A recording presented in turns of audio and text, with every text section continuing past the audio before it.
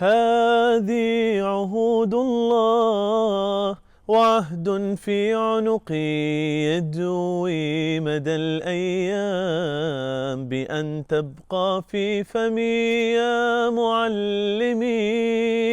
هاك قاسمي لحن في فمي في فمي في فمي.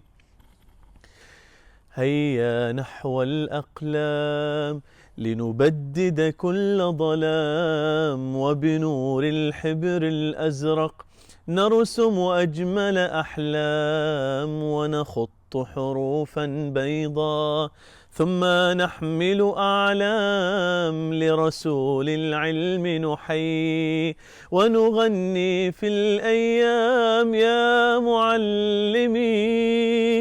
هاك قاسمي لحن في فمي في فمي في فمي.